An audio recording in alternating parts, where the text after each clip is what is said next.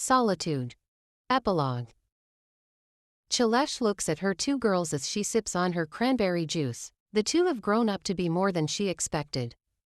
They are the definition of hard work and love all bundled up in two beings. You keep staring at them, Edward says, holding her hand.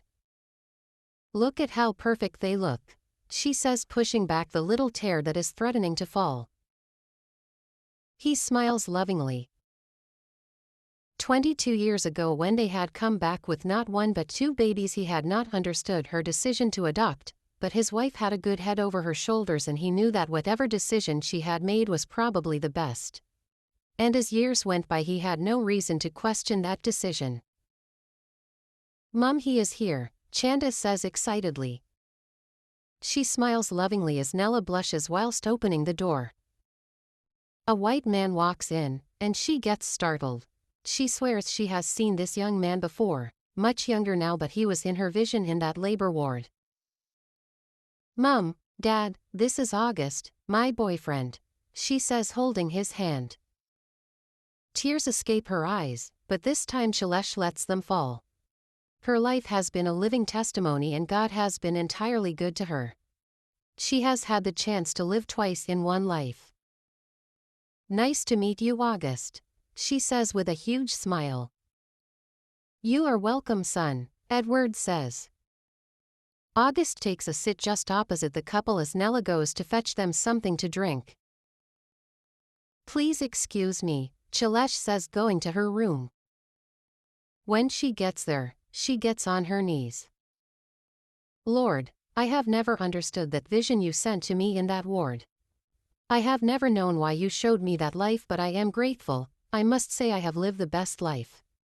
My daughters have made me proud. My husband has been a loving husband and father, and I am extremely grateful for him. I thank you for the young man in Nella's life and because I trusted you that day by bringing a total stranger into this house and raising her as my own daughter. I trust also that you will be kind to my girl with this man. Amen, she prays and gets up. When she goes back to the living room, she finds the three have removed board games and are just waiting for her. She looks at Chanda, the daughter she adopted and raised like her own. In the vision she was a totally different person, but in this life she had proven to be different, loving and caring all the while. Nella, on the other hand, was more the same, and she wondered about Chibesa and Kutai, who they were or where they were. She often thought of the Nakampas and hoped that they had healed from the loss of their child and not turned out like in the vision. Then her husband, she was grateful that he was still alive and that the two were running the firm they had built from the ground up. Baby, we decided for game time, Edward says, bringing her back from her reverie. That's a good idea, she responds with a smile and joins them. Thank you for being here, for never being absent in the lives of our daughters. For never leaving us to feel alone, for being emotionally and physically present. I love you, Edward whispers in her ears lovingly.